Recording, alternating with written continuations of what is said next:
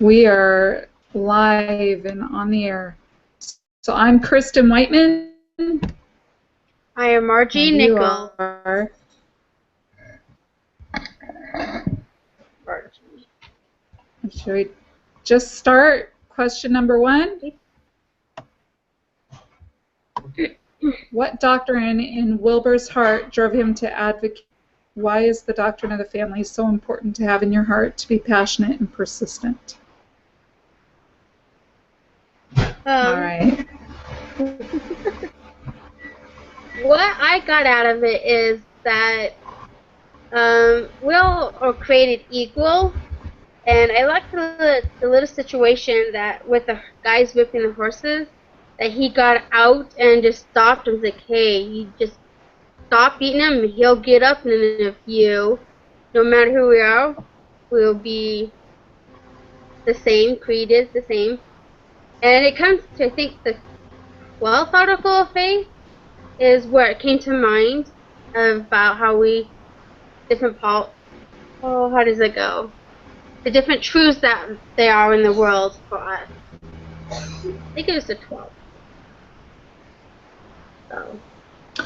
Well, I felt like that Wilbur was driven by compassion for others. I mentioned too that he was kind to animals and to the people around him. I kept in my paper that I wrote out, I kept coming back to him giving food to his neighbors and feeding the people that were around him. I think that he just was very compassionate, but I think he also recognized injustice, and he seemed to see the injustice of slavery, and he came to see how inhumane it was too. And I think that's what it was that made it hard for him to not do something and kept him going when it was hard. That's what I said. Yeah. That's good. Yeah. So we kind of said the same thing. Yeah. Why is the doctrine of the family so important to have in your heart to be passionate and persistent? Well, I said 2 different things about that. One, having the doctrine of the family in your heart gives a person the reason or conviction to stand up for what we know is right. But if you don't have that passion to follow through, we won't have the passion we need to follow through on being an advocate if we don't firmly believe in families. So I think you have to have a reason for why you're being an advocate and why you're being strong and why you're being driven. If you don't firmly believe that, then you're not going to be able to stand up for it. You're going to crumble when things get hard, or when somebody is mean to you, or if you don't really truly believe it in your heart and want to stand for it, then you'll crumble when it gets hard. Yeah, that's right. Pretty much the same. If you don't know the doctrine, you don't know what's right or truth, what's right or wrong, and you always need to understand. If you're standing up for something, you need to know why you're standing up, but then have stuff to back it up. So then people will jump down and say you don't believe, or you don't have research, they won't trust you, I guess. That's true. That's true. Well, and I think that if you're not speaking, you can tell when somebody's telling the truth or not. And if they don't firmly believe it and they don't have the passion and drive behind it, then you're not going to be, they aren't strong enough to convince other people to join them in their fight. If he hadn't had passion for it, Wilbur, I don't think he would have been successful. He couldn't have done what he needed to do if he didn't have passion for it. Doesn't mean anything. True. What do you think? All right. Do you want to say more, or should we move on to the next one? Okay. We can move on. All right. How did Wilbur employ a theoretical or Bronfenbrenner approach to become a more effective advocate? Identify at least one thing in each system and be specific.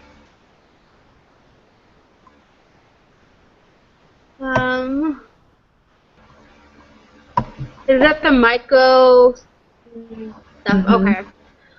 So I got the micro. I thought about the community. Like when you go to the courthouse, you stand up, families, be charitable. Um, I have myth. I don't know why I put myth down. Um, maybe it's for the media to change over time, to write paper. You know, they wrote papers to send them out to share with people what they believed in. So, and there's another one, and I somehow didn't get that one down, and I don't know where I put it. Okay. So, um, in my notes, let's see, what did I write? I said Wilbur seems to use all of the systems in his life to make a difference. I think some were intentional and some were just by chance. It wouldn't have happened at a different time. So for microsystem, I also said community. He was a presence in his immediate community. Again, he invited people into his home to eat and showed that he truly cared about others in his community. And I think that this really helps him later on. It shows what kind of person he is and showed that he was willing to back up what he believed in with action. And even when it was not the popular thing to do. And so I felt like he really did a lot in his immediate community. And then another example that came to my mind was when Wilbur was playing cards in the club with the Duke, and the Duke wants to use his slave as part of the bet, and Wilbur won't do it. And I think that that really sent a message to the people in his community also, like with the people that he worked with, his peers. He was willing to be embarrassed and get up and leave money, lose face, whatever, to stand up for. He was not going to use that slave as something to bet with. And I think that says a lot about him too, and sent a message too. Yes. I wrote out all of the different systems, so I don't know if you.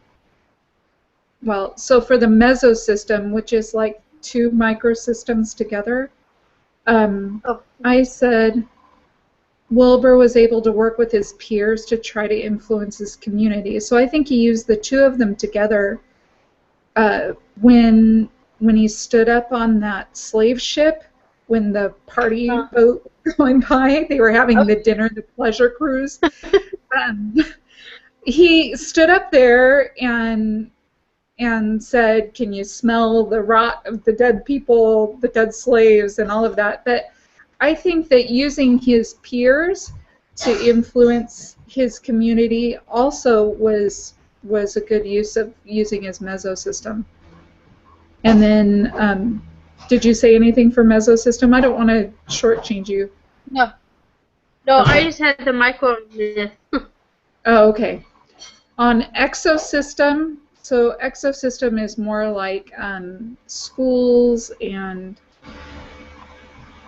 let me see, what else did I feel like it was? I felt like it was like Parliament, where he worked, like a step further back.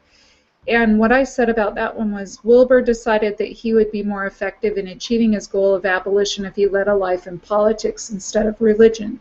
So he had an opportunity to influence many people by being involved in the judicial system, and eventually he was able to accomplish his goal through that system.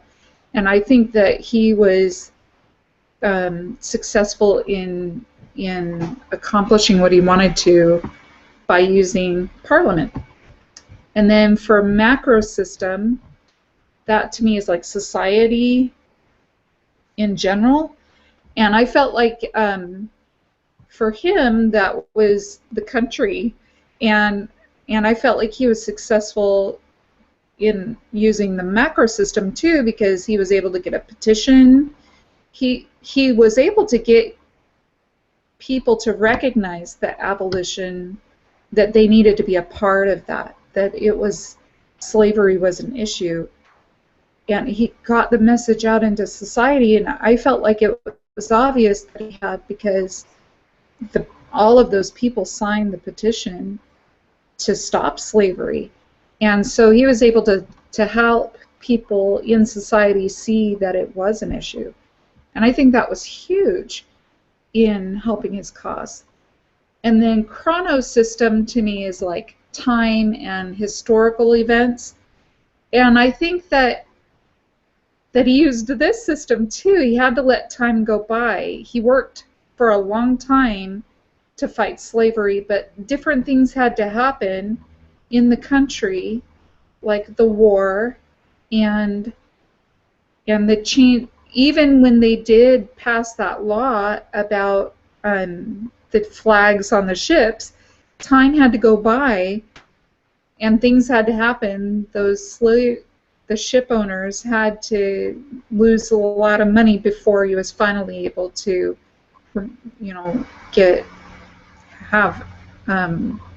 make a difference in the slave trade. But I think that that's part of it. I don't think that was intentional. I think he kept thinking it was going to happen, and it was going to happen, and it was going to happen. But I think that sometimes you have to realize that there are also historical events that will happen that can help your cause and help you to show society that there is a need. That's good. Neat. When I keep thinking about Chronos system is that, like, right now, people may not see, I keep thinking about cohabitating and how a lot of people don't think that there's anything wrong with it right now.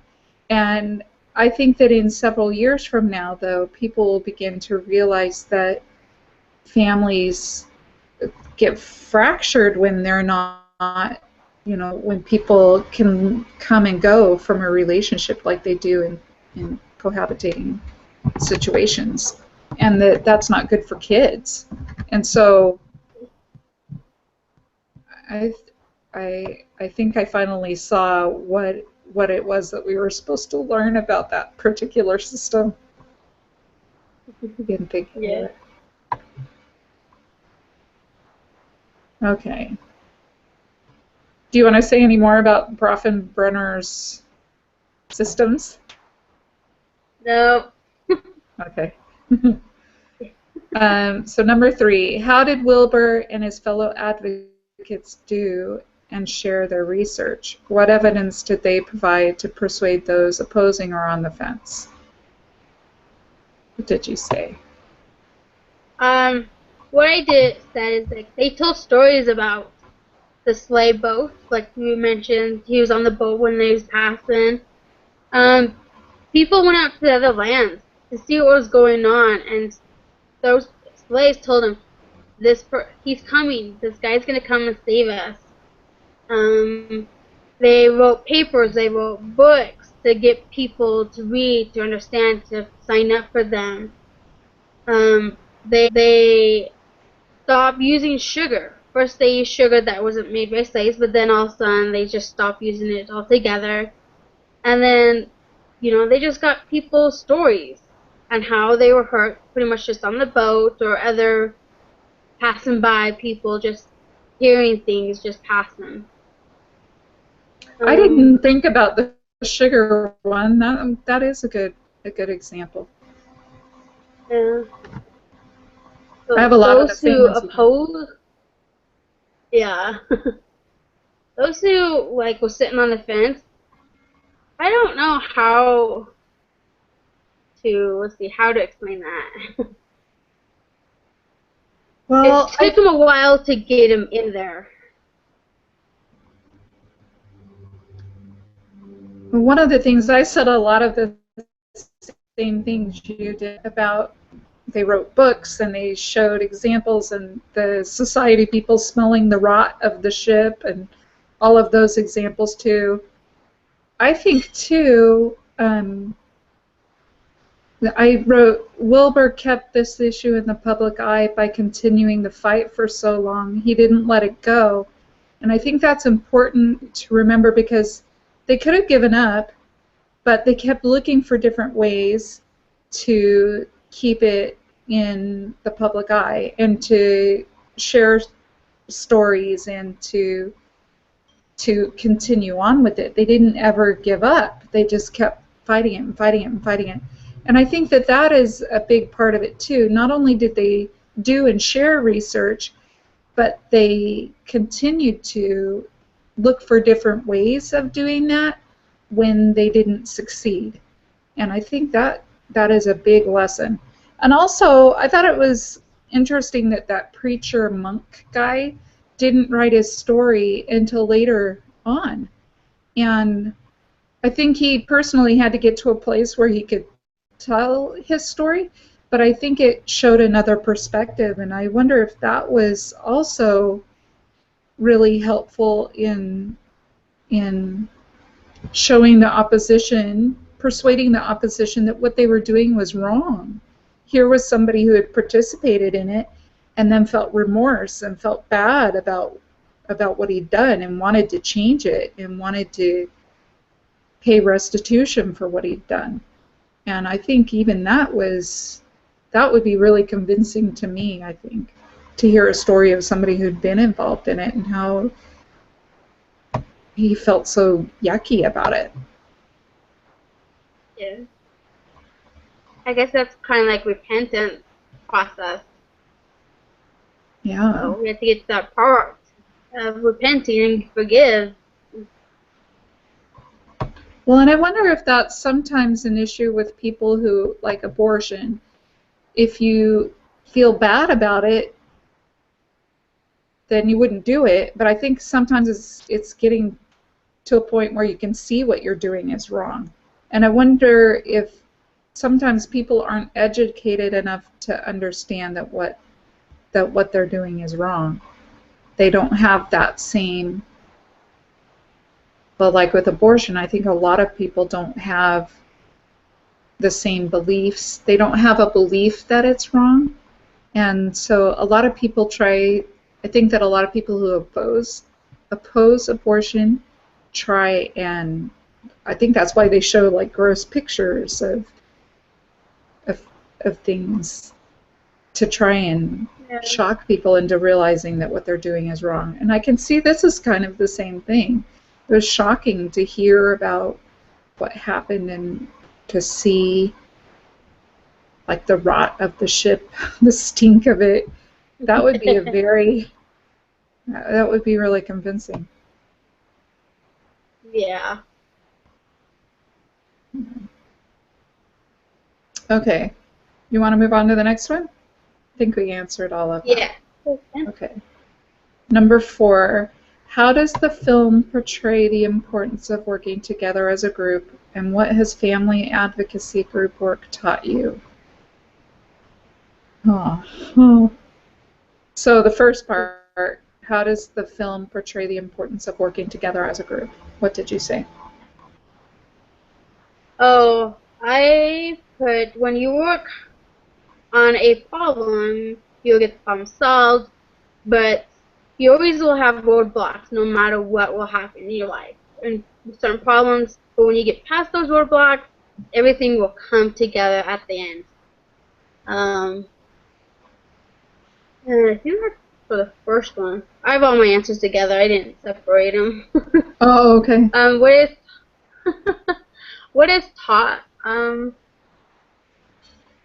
You know, they worked together. They got the word out faster. They believed in what they was trying to teach people, and by example. And that's what I thought is we need to show people by example what we believe, so then they will trust us. So, yeah. Those are really good thoughts. One of the things that stood out to me was that each collectively, like all together, they made it happen, but they each had to do a part individually. They each had a strength that they brought to the group. And I think that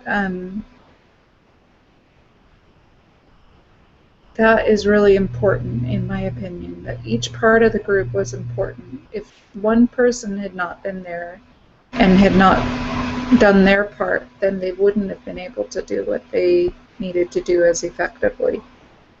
But they each, let's see, how did I say it? They each played a part that resulted in success. So each part of the group, each individual member was important. So what has that taught me about advocacy? Well, I've had some good experiences this semester, but also some frustrating ones. And I feel like that if each person does their part, then a group can be effective. But I think that part of that is being humble, realizing that other people have ideas, and learning how to utilize the support that's being offered. And I think that that's part of what Wilbur did right. He took people's ideas and he wasn't offended that they weren't his own. He used what people offered and realized that each member of the group could help in some way. And I think that that's a big part of working in a group, is recognizing that each person brings something different to the table, and they each can help in their own way.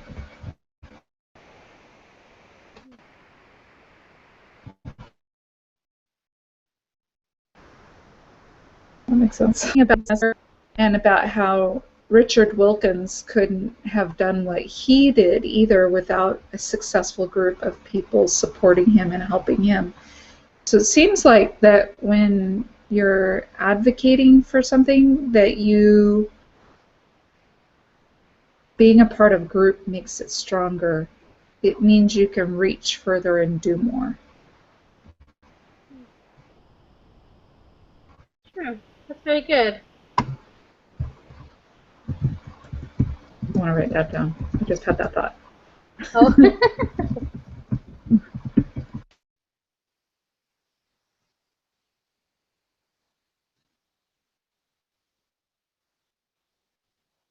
So, are we done with that one? Yep. Next one, okay. Number 5, what is a Christian and professional family advocate, and how did Wilbur exemplify that? And how can you be effective and Christ-like against such loud and often degrading voices? So that's a lot of information right there, in my opinion. Lots of questions. What I got out of everything that I thought of is like the children, the slaves, Moroni, they never forgot about God. Even though they were going through a hard time, they kept praying, asking for help. They always seeked out for blessings. Moroni made the title Liberty. Wilbur, he stood up for them. He made his own liberty. He made their title to save them. The hearts of the children always towards God. They always followed the Lord. They always seeked Him. They always prayed for Him. Even though it got so loud, they still listened to that Spirit to help to find what they need to find, to keep the progress going, to keep the slaves thing going so that they could be free, even though it took so long. Those are really good thoughts. So what do you think is a Christian and professional family advocate? Do you think that Wilbur exemplified that? Oh,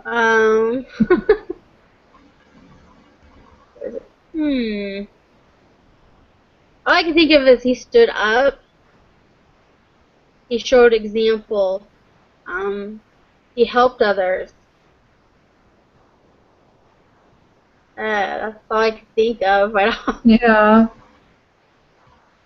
So I thought that Wilbur and Captain Moroni both were really strong in their belief and and they both seemed to be moved to action by those beliefs.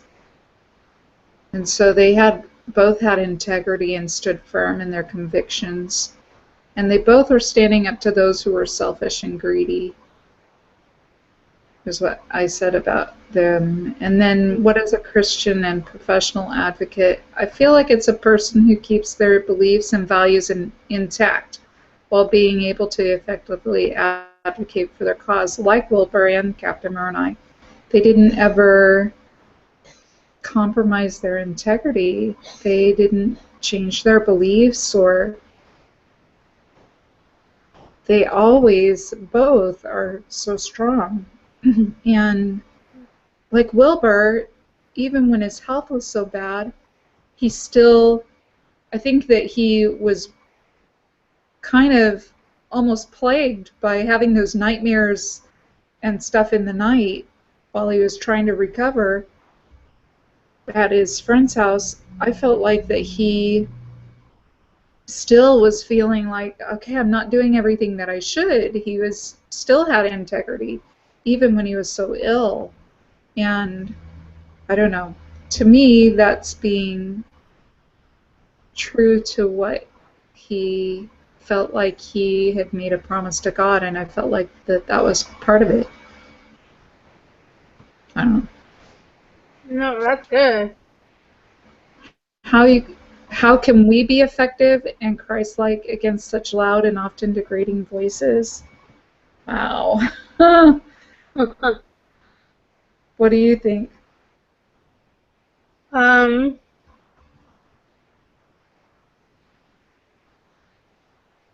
Always pray. Yeah. Let's pray and seek out for the truth. Yeah. And no matter where we turn, there is going to be loud voices telling us we're not doing what's right, or that's wrong. We need to keep going this other way. So.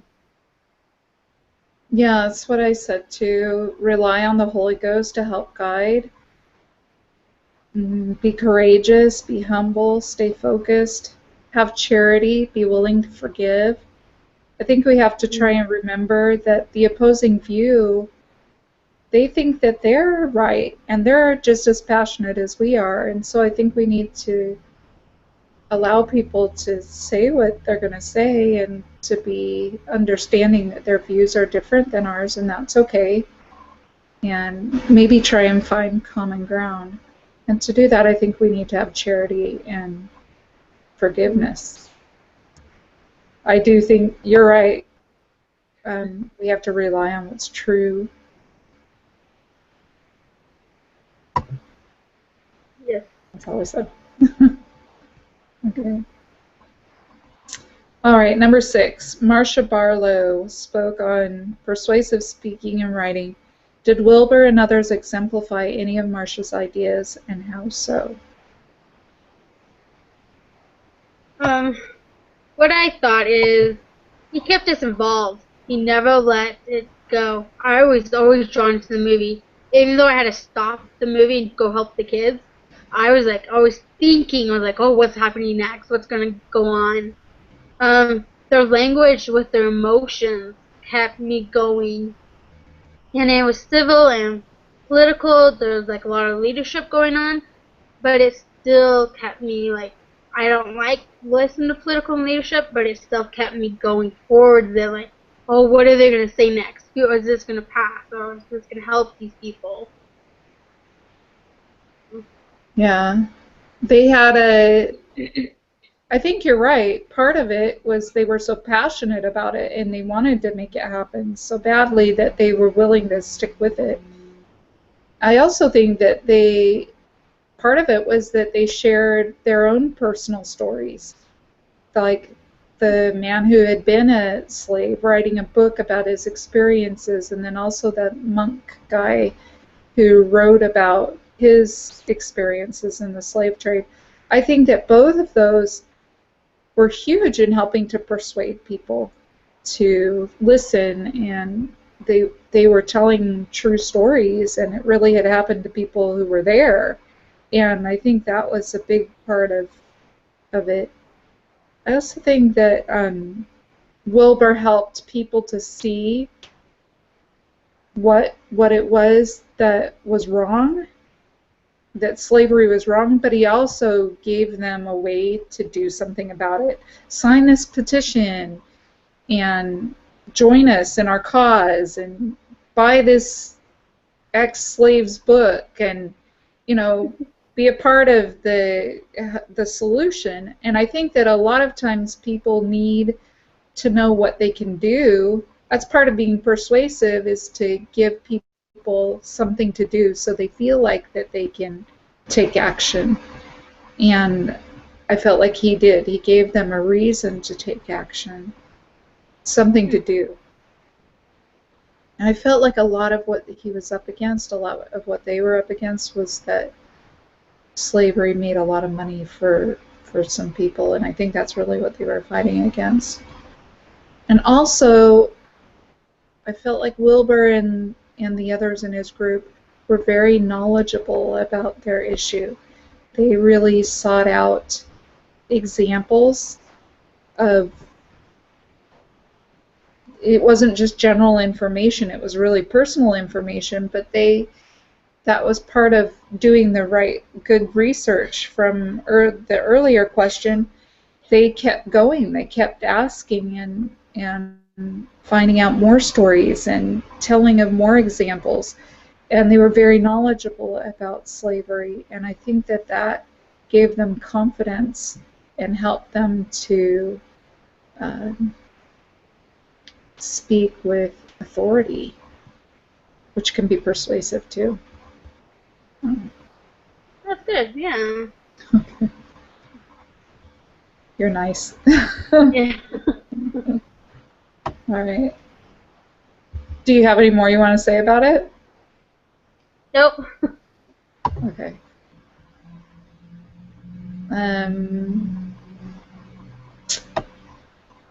What role did the government, policy, and religious freedom play in the fight of the slave trade? And do you see their political... let's answer the first question first, because I don't think these do. Okay, so what role did the government, policy, and religious freedom play in the fight of the slave trade? Oh, the slaves, they wanted to have freedom. They don't want to work for others. They wanted to work for themselves, save their own money and their energy for themselves and their family.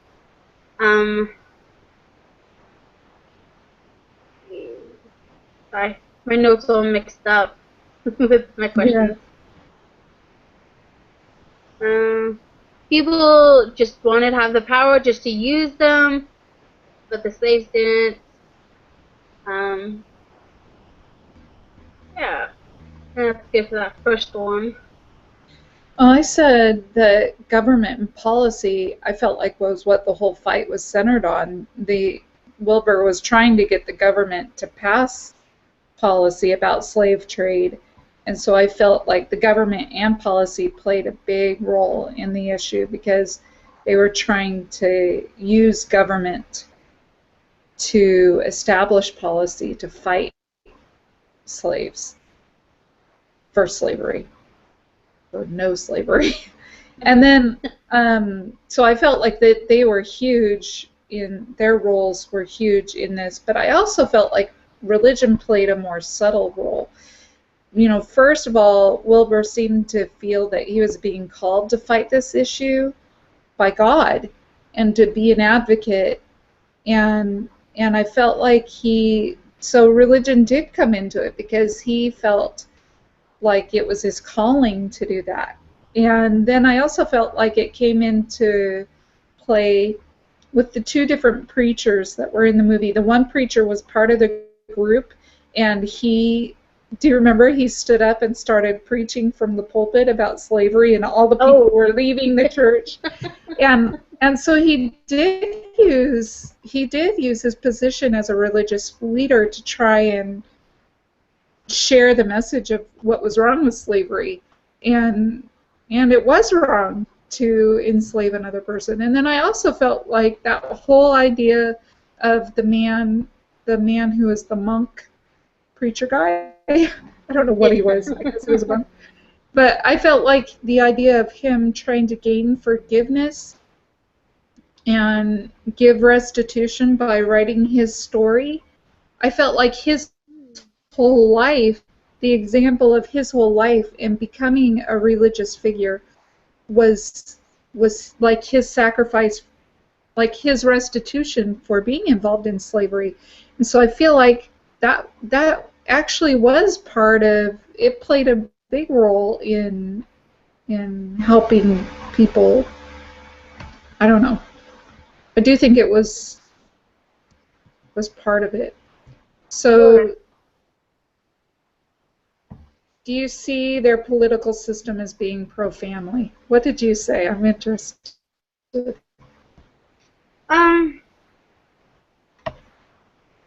I don't think it's.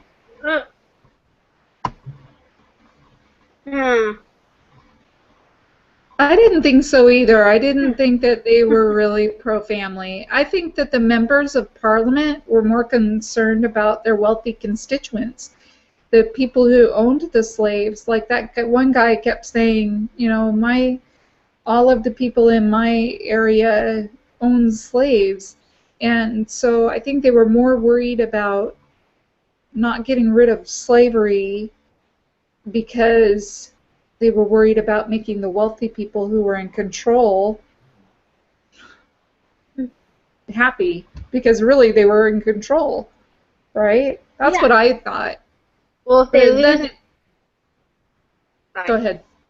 So if they lose the slaves, they have to do all the work. Yeah. And they don't want to do all the work.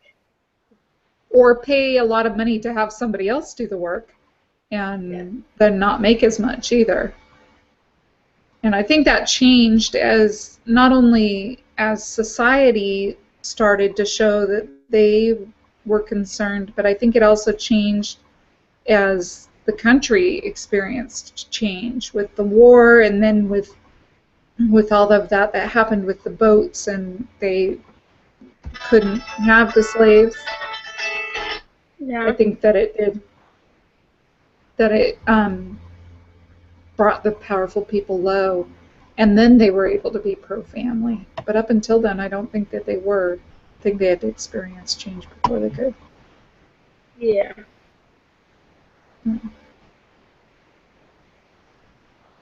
Okay. Should we move on? Sure. Okay. Number 8. Do you feel that Wilbur used his time on Earth well? How do you see him showing the elements of consecration that Elder Christofferson spoke of? I said yes, he did. I agree. And then he consecrated to save the slaves. I got purity to never do anything wrong. He worked hard to save others and never gave up when he was sick. He was respected by everyone, has the right to live, and happy that no one did not want others to get hurt. He did service to show to others that he was a good guy and that he wanted others to have the same happiness as him. He had integrity by his wife to keep him going and to keep things up and alive. His life of labor to help others to survive. His physical body was not in good health, but it never stopped him to do what he believed in. And one quote that I liked from Elder Christofferson that he said, hard-earned achievements bring a sense of self-worth. And I felt that was really good to what he just did to save the slaves. That's a really great quote. And it does. I think it exactly explains what happened with Wilbur. You said it all perfect. Thanks. That was really great. I said that he had integrity too, and that I felt like he had charity for those around him also. Oh. And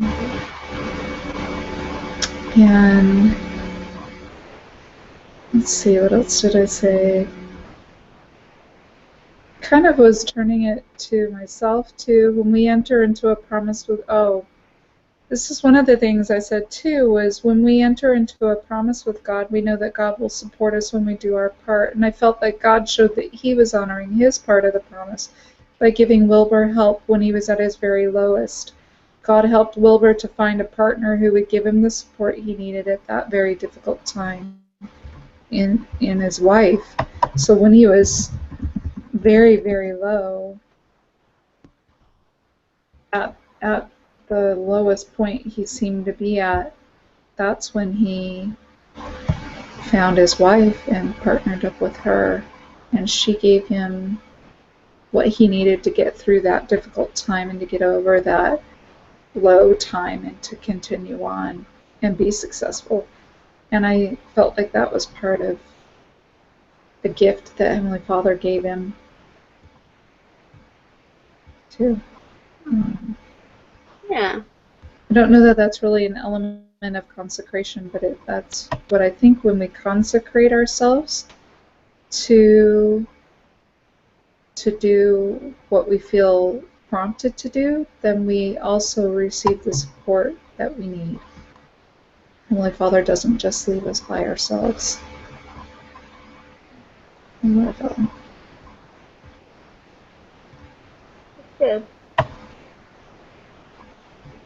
Okay, so now we're down to the personal ones.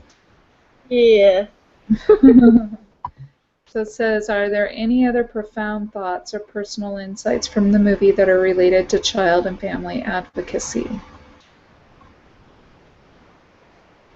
What I thought was they just helped each other fight through what was right. They stood up to what they believed in, and they got other people. Even though it started out just a few, at the end it came to a lot. And then everybody just jumped in and helped, and that's how the kids and family, that's what we need to do. Just all of us fight together instead of just one. Many of us. Yeah. Well, and they didn't.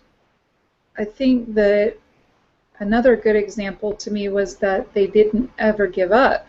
Like, I get so discouraged, and he didn't. Even though he got discouraged, he stuck with it. And I think that is a big lesson to me, that even if you feel discouraged, you have to keep going. Stay strong. Be valiant. Yeah. Yeah. And I think I have a hard time thinking that I need to, somebody will step up if there's a problem, right? He didn't leave that responsibility to somebody else. He stood up for it. He took responsibility to be involved. And I think a lot of times I think, oh, somebody else will do that. And I'm realizing that I need to stand up and be involved. And I need to be more willing to do that. What if he hadn't? What if Wilberforce hadn't stood up? Who would have done it?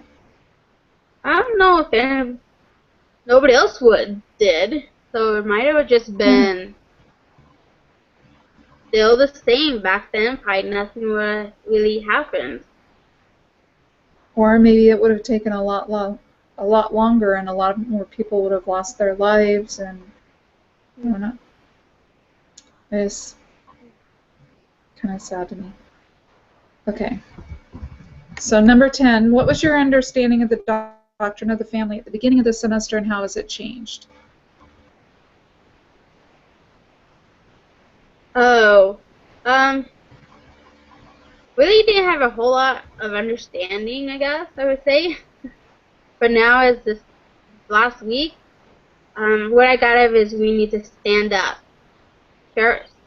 raise our voices, help others understand what is right instead of not understanding. We need to show them what it is. Does that make sense? Yeah, it totally does. Yeah. I was really kind of confused by this question, because I don't think that my doctrine of the family, my idea of doctrine of the family has changed. I've always felt like it's an eternal principle that I should be striving to support and defend. But I think that my sense of responsibility towards it has changed, that I need to defend family more. So I don't know that my idea of the doctrine of family has changed, just my feeling about advocating for it has. I feel more of a responsibility after taking this class to be an advocate. And I think, too, that I've always thought that I couldn't really make much of a difference because of I just have a little voice, and the problems facing families seem huge. And so what could my one little voice do? But I'm realizing that I can join other groups, or I can make a difference. I can make a difference with the people around me, in my family, and with my neighbors, and in my community, and maybe that would get other people going too if I apply myself and speak up. Yeah.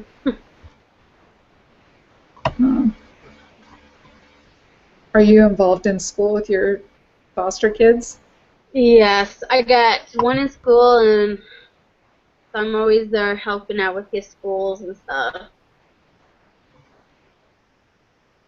So then do you feel like that you are involved like with other families and things like that? Sometimes, yes. I'm more involved in the foster care program than school. I always fight for the kids. Like if we go to court, I always stand up and like, no, I'm speaking for them, even though they can't be there. But I just, if something happens at court, it's like, no, that doesn't work out for these kids. Something's going on, or there's a problem with this situation, and That's huge. That's huge. I bet that's hard sometimes. It is. It's hard.